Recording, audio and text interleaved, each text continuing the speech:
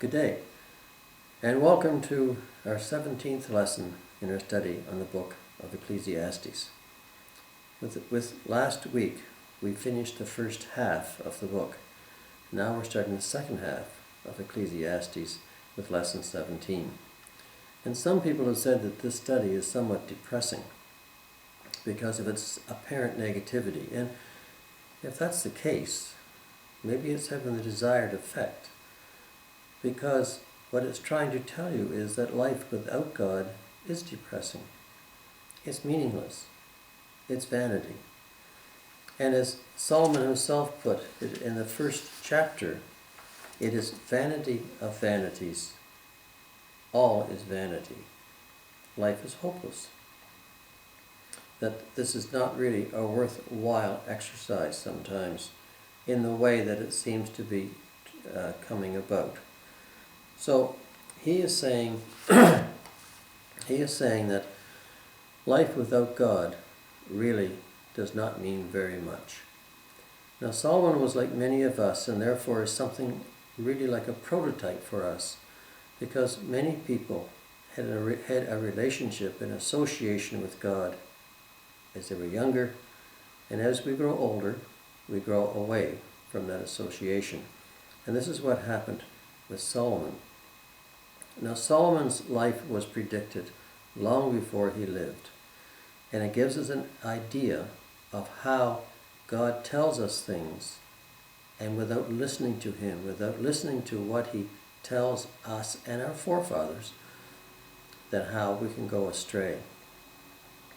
400 years before Solomon was born, God gave a prophecy. He gave a prophecy before through Samuel. And it's charted out this way in Deuteronomy. The Lord said, "When you are come into the land which the Lord your God gives you, you shall possess it and shall dwell in it, and shall say, I will set a king over me, like all the other nations that are about me." This was long before the kings of Israel were established. And that's exactly what they said to Samuel. In 1 Samuel chapter 8, verse 5, they said, "Set us up a king over us, that we might be like the other nations." But long before this, God gave this statement back in Deuteronomy 17, verses 14 to 20. He said, "When you come to the land which the Lord your God has given you, and possess it and dwell in it, and say, I will set a king over me like all the nations that are around me, you shall surely set a king over you, whom the Lord your God chooses, one from among your brethren you shall set up as king over you. You may not set a foreigner over you who is not your brother. But he shall not multiply horses for himself, nor cause the people to return to Egypt to multiply horses. For the Lord has said to you, you shall not return that way again. Neither shall he multiply wives for himself, lest his heart turn away, nor shall he greatly multiply silver and gold for himself. Also it shall be, when he sits on the throne of his kingdom, that he shall write for himself a copy of this law in a book, from the one before the priests, the Levites. And it shall be with him, and he shall read it all the days of his life, that he may learn to fear the Lord his God, and be careful to observe all the words of this law and these statutes, that his heart may not be lifted above his brethren, that he may not turn aside from the commandment to the right hand or to the left, and that he may prolong his days in his kingdom, he and his children, in the midst of Israel." Now note, there were three statements there. He shall not multiply horses for himself, neither shall he multiply wives for himself, nor shall he greatly multiply silver and gold. Now Solomon, this was written about 400 years before Solomon was born. And as a result of this statement, Solomon initially followed God. But as you see, things changed. Solomon turned away from God. And as a result of that, he had these things happen. It said, "You shall not multiply silver and gold." But yet, in 1 Kings 10, 14 to 19, also verses 21, 27, and 28, this is written. "Now the weight of gold that came to Solomon in 1 year was 666 talents. He had traffic of spice merchants and of all the kings of Arabia. He made 200 targets of beaten gold. 600 shekels of gold went to one target. And he made 300 shields of beaten gold. 3 pounds of gold went into one shield. And the king put them in the house of the forest of Lebanon. Moreover, he made a great throne of ivory, who overlaid it with the best gold. All of the drinking vessels were of gold. The vessels of the house of the forest of Lebanon were of pure gold. None were of silver, for silver was counted as nothing in the days of Solomon. And the king made silver to be in Jerusalem as stones, and cedars to be as the sycamore trees in the valley, for the abundance, and Solomon had brought horses out of Egypt." Now God had said he was not to have a lot of horses. He was not to have a lot of silver and gold. In chapter 11 of Kings, verses 1 to 3, it said, "But King Solomon loved many strange women, together with the daughter of Pharaoh, women of the Moabites, the Ammonites, Edomites, Zidonians, and Hittites, and of the nations concerning which the Lord said unto the children of Israel, You shall not go into them, neither shall they come into you, for surely they will turn away your heart after their gods. Solomon clave unto those in love, and he had 700 wives, 300 concubines, and his wives turned away his heart. And it came to pass, when Solomon was old, that his wives turned away his heart after other gods, and his heart was not perfect with the Lord his God, as was the heart of David his father. For Solomon went after the pagan gods of Ashtoreth, the goddess of the Zidonians, the Milcom, the abomination of the Ammonites. Solomon did evil in the sight of the Lord, and went not fully after the Lord, as did David his father.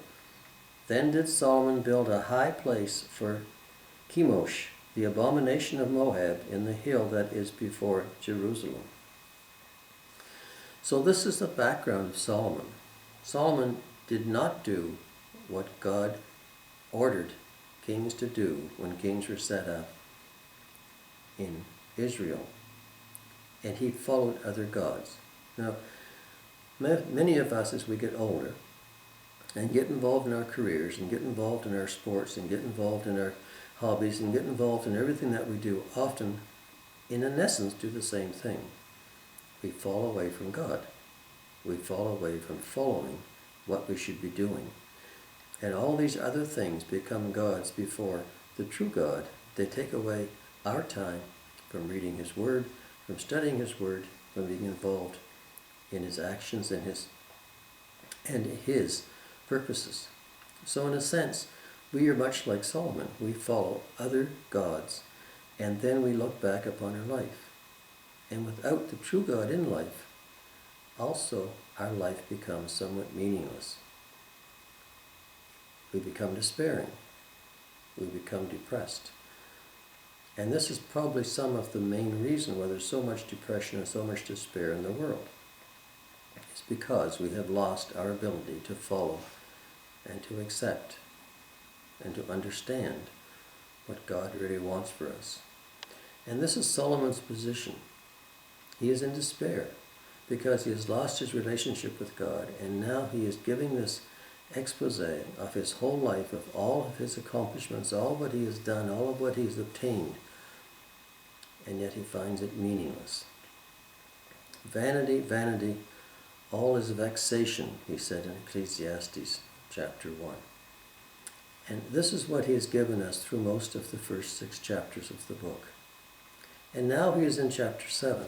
And the first thing he says is, a good name is better than precious ointment. Now, there's 2 things here. First of all, the word for name in Hebrew is shem. The word for ointment in Hebrew is shemen. So it's somewhat of a play in words, shem versus shemen. The same way that what he's saying in saying that everything is under the sun, S-U-N, is a play because we use everything under the sun, S-O-N. But he is saying that a good name is better than precious ointment. Ointment in this context refers to all the possessions, the material possessions that you have, because ointment in the day when Solomon was alive was a very precious commodity. And it says the same thing in Matthew chapter 26, verse 13, when Christ says, wherever this gospel is preached, wherever the gospel is preached in the whole world, what this woman has done will also be told as a memorial to her. This was the lady that poured oil, valuable oil, and used it to wash Jesus' feet and used it to wash Jesus' body. He said, this will be a memorial to her. She will be known because of what she did, because ointment and oil was very valuable. So in this context, it's being used as material possessions. A good name is better than material possessions. So what he's saying is a good name will outlast you. It will last you forever. It will last for many, many years, much more enduring than your possessions. And then he goes on to say, the day of death is better than the day of one's birth. Now this sounds like a strange statement, but look at it in Solomon's context. He had done everything that a person could reasonably do, could really ever do in the course of his short life. And yet he looked back on it all with frustration, with despair, and with discouragement.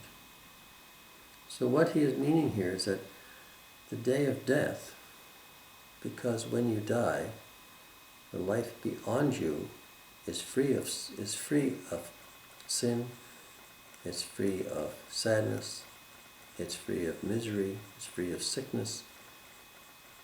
The life after we die has nothing but good things ahead of us, according to the Bible, even the Old Testament. Therefore, the day of death is really, for a Christian, a good time.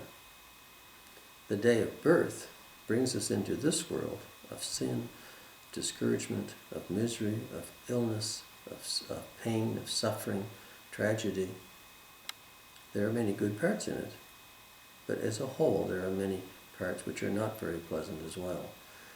So what he's saying is looking forward to one's death and the life thereafter is better than looking forward from one's birth to the life that we have, especially when you get down, are depressed, and are in despair, as Solomon was. So he says the day of death is better than the day of one's birth.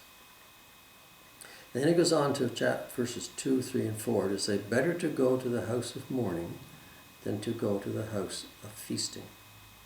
For that is the end of all men, and the living will take it to heart. Sorrow is better than laughter. For by a sad countenance the heart is made better.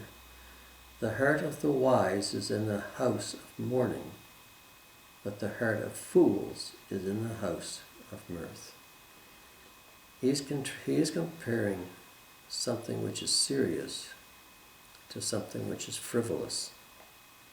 And what he's trying to say is, you learn more about yourself, more about your character, more about your relationship with each other and with God at times of despair and distress, at times when you need God, when you need your other relatives around, at times of mourning, when you can think and consider and contemplate that your own life is final and finite.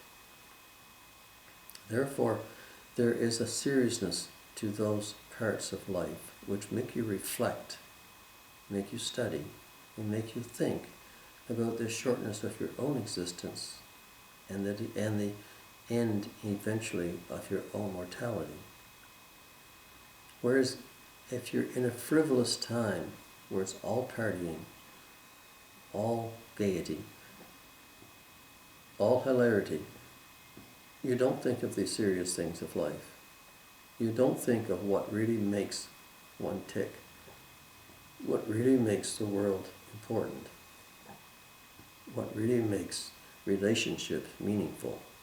It's often just a boisterous time of fun. Now, we all need these at times. But the point is, overall, seriousness is better than frivolity. And what he's saying is, when you are wise and thinking about your own mortality, your own life, the length of time of your existence, this is more apt to be present in times of seriousness, times of mourning, times of sadness, than in times of gaiety and in times of laughter, when it's really happiness for the moment. There's nothing wrong with being happy. There's nothing wrong with having gay times. There's nothing wrong with being frivolous times. There's nothing wrong with times of happiness and joy. These are all good, but the time of real self-searching and self-awareness and self-improvement often comes when there's a time of mourning, a time of sadness, a time of seriousness, when one has to think about really what's going on and is important in the world. And this is what Solomon's getting at. He says, it's better to go to the house of mourning, the house where things are serious, than to go to the house of feasting, where there's gaiety, laughter, and joyousness just all the time, but superficially. For that is the end of all men. We are all going to go to the house of mourning. And the living will take it to heart, will take it to the point that they understand that life is finite, that there will always be a house of mourning coming to all of us. Sorrow is better than laughter, for by a sad countenance the heart is made better, is made more mature, is made greater character. The heart of the wise is in the house of mourning, but the heart of fools is in the house of mirth. There's nothing wrong with being foolish at times, nothing wrong with having good times, but one's character, one's real self-searching comes at the time when you're serious, perhaps in the house of mourning, perhaps after some kind of serious event. This is what builds a person and often brings them closer to God. And this is what Solomon is saying. All the stuff that we do without God is really meaningless. And since that's the truth, and if that's the truth, then the time of our death is better than the time of our birth. If after our birth, everything we do has no meaning, it's only the relationship with God that gives it meaning, takes one out of the depression and the despair that this life often brings. And it's times of seriousness and trial that sometimes build the character and the personality and the true meaning that life has to have. And this is what Solomon is trying to get at in these verses. So that's enough for today. We'll go on to the next few verses in our next lesson next week. Thanks again for watching. Bye for now.